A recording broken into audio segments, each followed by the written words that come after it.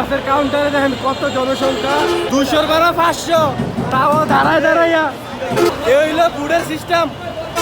তারা জনগণের উপকার না করে উল্টারা বাস দিতেছে, বাসায় চলে যেতেছি। মানে একটা দিক করছে, জনগণ ভোট দেওয়ার একটা সুযোগ পাইছে, আর এই বাস ড্রাইভাররাও একটা মানে টাকা কামানোর, টাকা হাতানোর একটা সুযোগ পাই লাইছে শালার বেটারা।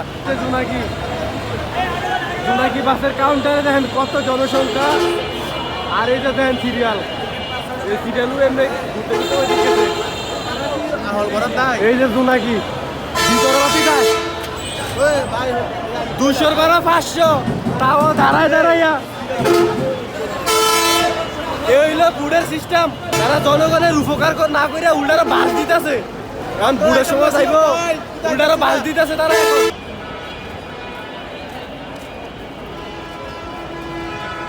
এই যে দেখছেন সিরিয়াল, বুডের সময় 200 টাকার ভাড়া, 500 টাকা।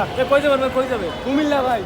মানে কি করবো, গাড়ি ভাই না, গাড়ি নাই, একদম গাড়ি নাই। এখন দুঃখজনক ব্যাপার হইলো অনেকটা জ্যাম ট্যাম ঠেললা বাসা থেকে এনে আইলাম যাত্রাবাড়ি, এখন আবার বাসায় চলে যেতেছি।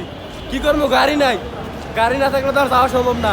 মানে একটা দিক করছে, জনগণ ভোট দেওয়ার একটা সুযোগ পাইছে, আর এই বাস ড্রাইভাররাও একটা মানে টাকা কামানোর, টাকা হাতানোর একটা সুযোগ পাই লাইছে শালার বেটারা। মানে ভোট দেওয়ার সুযোগ দিতে ঠিকই, বাস ওলারও কিন্তু হাতানোর সুযোগ পাই লাইছে। শালার বেটারা তোরা ঠিক হ, দেশটারে ধ্বংস করতেছে তোর ওই শালার বেটারা।